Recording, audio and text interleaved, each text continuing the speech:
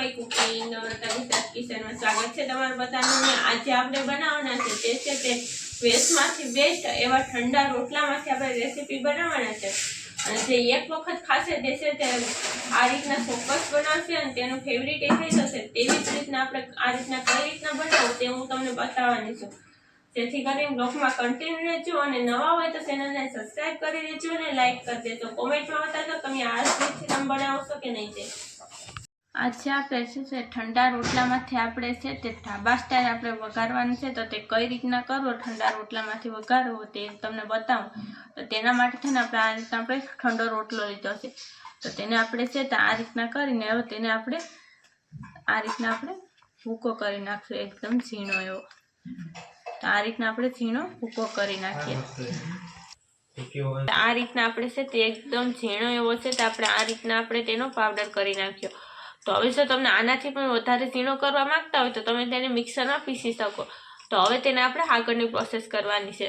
તો હવે આપણે છે તે પહેલાં તેલ ગરમ થવા મૂક્યું છે તો તેલ ગરમ થાય એટલે તેની અંદર પહેલાં આપણે છે તો આ રીતના આપણે રાઈ નાખવાની છે। આ રીતના આપણે 1 ચમચી જેટલી આપણે રાઈ નાખી દઈએ અને તેને કકડવા દઈશું। તો હવે તેની અંદર આપણે છે તે આ રીતના આપણે જીરું નાખી દઈશું 1 ચમચી જેટલું। હવે તેમાં તજ ને બાદિયાને નાખીને હવે તેની અંદર આપણે છે તે લીમડો નાખવાનો છે। આ રીતના આપણે છે તે 2 થી 3 પાંદડા જેટલા આપણે લીમડાના નાખશું। હવે તેની અંદર આપણે મરચાં નાખવાના છે તો આ રીતના મરચાં પણ નાખી દઈએ। તો હવે આપણા મરચાં છે તે સરસ મસાલા કકડી ગયા તો હવે તેની અંદર આપણે છે તે લસણની પેસ્ટ બનાવીને રાખી છે તે નાખી દઈશું ને તેને પણ સરસ મજાનું સળવા દઈએ લસણને પણ। તો હવે લસણ આપણું સરસ મસાનું કકડી ગયું તો તેની અંદર આપણે છે તે હિંગ નાખી દઈશું 1 ચમચી। હવે તેની અંદર આપણે છે તે નાખવાના છે તે છે તે અહીં આપણે રોટલો લીધો છે જે પીસી ગયો જેવો આપણે ખમણ આ રીતના તો તેને આપણે નાખી દઈશું।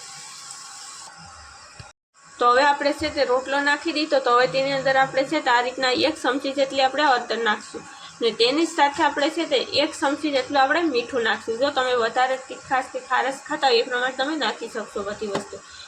ને હવે તેની અંદર આપણે નાખવાનું છે તે છે તે આપણે લાલ મરચું નાખશું તે અહીં પહેલાં આપણે 1 ચમચી જેટલું જ નાખશું। હવે બધી વસ્તુને સરસ મસાને મિક્સ કરી લઈએ આ રીતે। તો બધી વસ્તુ સરસ મસાને મિક્સ થયા બાદ હવે તેની અંદર આપણે છે તે છાશ નાખવાની છે।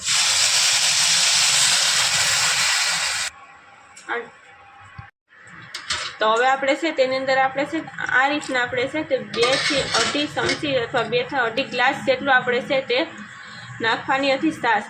તો છાશ નાખી હતી ને સરસ મસાનું તેને આપણે મિક્સ કરી અને તેને પાકવા દેવાનું છે। તો ઉકળવા દેશું જેમ ઉકળશે તેમ છે તે આપણો રોટલો છે તે એકદમ છે તે સોફ્ટ એવો થઈ જશે। તો તેને આપણે છે તે સરસ મસાનું આપણે આ રીતના આપણે હલાવતા રહીશું। તો હવે આ રીતના આપણો થોડો ઘણો છે તો આપણું છે તે છાશ છે તે ઉકળી જાય રોટલામાં એટલે તેની અંદર ફરી પાછું આપણે 1 ચમચી જેટલું આપણે લાલ મરચું નાખશું। તો હવે તેને છે તે સરસ મસાનું મિક્સ કરી લઈએ। ગેસને હાવ સ્લો કરી દઈશું પહેલાં। હવે છે તે સરસ મસાનું મિક્સ થઈ જાય પછી જ આપણે છે તેને ગેસને મીડિયમ કરીને આપણે હલાવતા રહીશું જેથી કરીને આપણો છે તે એકદમ ઢાબા સ્ટાઇલ છે તે આપણો રોટલો થઈ જાય કે જેથી કરીને છે તે ખાવામાં પણ છે તે એકદમ ટેસ્ટી એવો જ લાગે। તો તેને હલાવતા રહીએ આપણે સખત। હવે ગેસને આપણે મીડિયમ કરી દઈશું આ રીતના હલાવતા રહીશું। તો હવે આપણો છે તે એકદમ સરસ મસાનો છે તો આપણો આ રીતના આપણો રોટલો છે તે સરસ મસાનો વઘારાઈ ગયો। તો હવે તેને આપણે ગેસને આપણે ઓફ કરી નીચે ઉતારી લઈશું। તો હવે તેને આપણે નીચે ઉતારી લીધો તો હવે તેની અંદર છે તો અહીં આપણે છે તે લીલા ધાણા છે તે નાખી દઈશું। કે ગરમ હોય છે ત્યારે નાખો છો તો તેની સ્મેલ છે તે એકદમ આવી જાય છે। તો આ રીતના આપણે છે તે લીલા ધાણા નાખીને સરસ મજાનું મિક્સ કરી લઈશું। તો હવે તેને આપણે છે તે એક પ્લેટમાં કાઢી લઈશું। અને આ નાસ્તો છે તમે છે તે સવારના છે કે સાંજના તમે ગમે ત્યારે પણ તમે છે તે આ નાસ્તો કરી શકો છો। અને યાર 1 વખત ખાશે તે છે તે આ રીતના નાસ્તો છે તે બનાવશે પણ તેનો ફેવરિટ એ બની જશે અને એકદમ ટેસ્ટી એવો ચા છે તે બને છે ઠંડા રોટલામાંથી। તો તમે પણ ચોક્કસ બનાવશો અને નવા હોય તો ચેનલને સબસ્ક્રાઈબ પણ કરી દેશો. અને આ રીતના બનાવશો એટલે છે તે તમારા રોટલા છે તે ક્યારેય પણ ઠંડા ફેંકવા નહીં પડે, અને છે તે બનાવ્યું હશે તે પણ છે તે તમારે ઘટી જશે વઘાર્યો. તો આ રીતના તમે પણ બનાવજો. અને આપણે છે તે તૈયાર કરી નાખ્યો છે વઘાર્યો. તો તેની ઉપર ફરી પાછા આપણે છે તે લીલા ધાણા નાખવાના છે.